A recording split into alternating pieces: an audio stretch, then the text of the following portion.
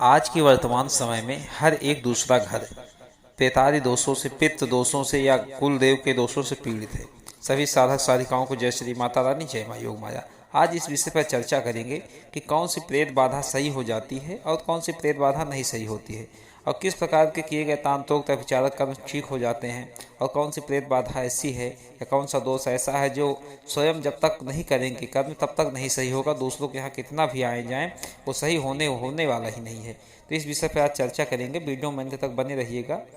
तो होता क्या है, तीन प्रकार की मुख्यतः प्रेत बाधाएं सामने होती हैं व्यक्ति के, या तीन प्रकार की प्रेत बाधाएं होती हैं जिनको हम बताएंगे, और इसके बाद आपको हम उपाय भी बताएंगे कि इनका किस प्रकार प्रयोग किया जाए, क्या उपाय किया जाए जिससे इन दोषों से मुक्ति मिल जाए और व्यक्ति स्वस्थ रहे, कहीं आना जाना ना हो उसको। तो प्रथम बाधा ये इस प्रकार से होती है, जैसे आप कहीं जा रहे हैं, किसी स्थान पे जा रहे हैं, देव स्थान पे या शमशान भूमि में जा रहे हैं, या आपके पास ऐसी कोई सामग्री है जो आप लेके जा रहे हैं, या किसी प्रकार की आपको चौराहे पे कोई उतारा वगैरह आप डाक गए, या तरह तरह से जो स्वतः से लग जाने वाली प्रेत बाधा है कि आपको स्वतः से वो पकड़ ले, स्वतः से लग जाए आपके कुछ छोटी मोटी गलतियों के कारण या किसी भी कारण से एक आध दो प्रेत या छोटे मोटे प्रेत आदि जो उतारे वगैरह के जरिए लग जाते हैं, या किसी प्रकार से अकेले आप गए हैं किसी वजह से लग गए। तो एक तो ये प्रेत बाधा हो गई जो स्वतः से लग जाने वाली होते हैं, स्वतः से आपको पकड़ लिए।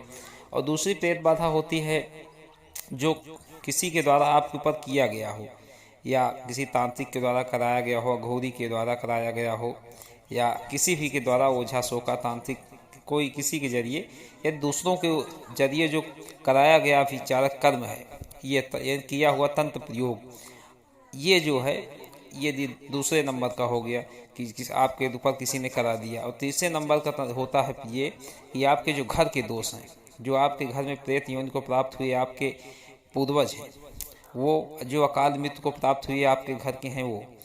तो ये जो तीसरी नंबर की समस्या है, ये सबसे जटिल समस्या मानी जाती है प्रेत दोषों में, क्योंकि यह जल्दी से सही नहीं होती, क्योंकि इसका कोई अस्थायी उपाय ही नहीं करता। सब भटकते हैं, इसमें भटकाव बहुत ज़्यादा है।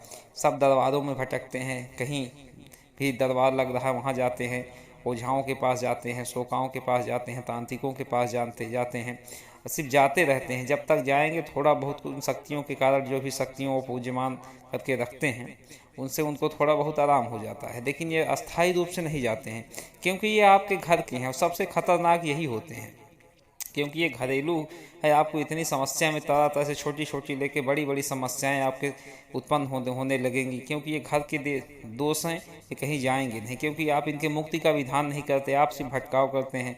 तो इनको तभी इनसे मुक्ति मिल सकती है जब पहले इनको या तो नारायण बलि कराइए, या तो इनको किसी भी प्रकार से आप स्वयं के द्वारा किए कर भी इनको आप मुक्त कर सकते हैं। बहुत से विधान ऐसे हैं जो इनको मुक्त किया जा सकता है, जो घर के प्रेत आदि हैं, तो इनको मुक्त करें। उसके बाद जो आपको पित्त दोष लगा हो अगर, तो उनको शांत करें। अगर कुल देव का दोष लगा हो तो उनको शांत करें, तब ये तीसरे नंबर की समस्या खत्म हो जाती है। पहले नंबर की समस्या क्या है, छोटा मोटा कोई प्रयोग किया जाता है वो सही हो जाता है, किसी प्रकार का उतारा कर दिया जाए, किसी प्रकार से शक्तियों द्वारा उनको समझा दिया जाए, जो स्वतः से लग जाने वाले हैं वो सही हो जाते हैं। और दूसरे नंबर का तंत्र प्रयोग, यदि तंत्र प्रयोग का काट करा दिया जाए तो तंत्र काट हो जाता है, उसके बाद वो शक्तियाँ स्वतः ही चली जाती हैं, अपने अस्थायी रूप में हो जाती हैं जहाँ से रहती हैं।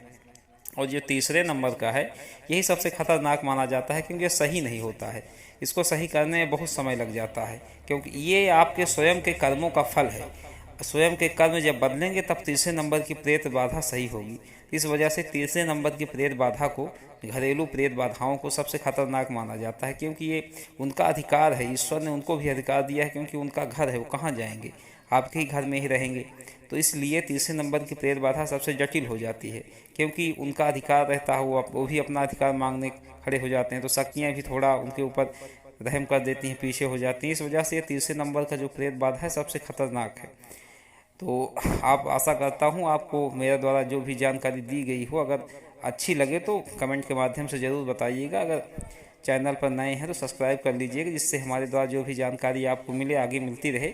अगर आप किसी भी भौतिक और आध्यात्मिक विषय पर चर्चा करना चाहते हैं तो आप कॉल मी फॉर ऐप के माध्यम से फ़ोन कर सकते हैं। हमारी आईडी है योग माया दरबार। अगर आप किसी भी साधारण विषय पर चर्चा करना चाहते हैं, जो आप स्क्रीन पर नंबर दिखाई दे रहा है, आप इस पर भी कॉल करके हमसे बात कर सकते हैं। तब तक के लिए जय श्री माता रानी, जय मां योग माया।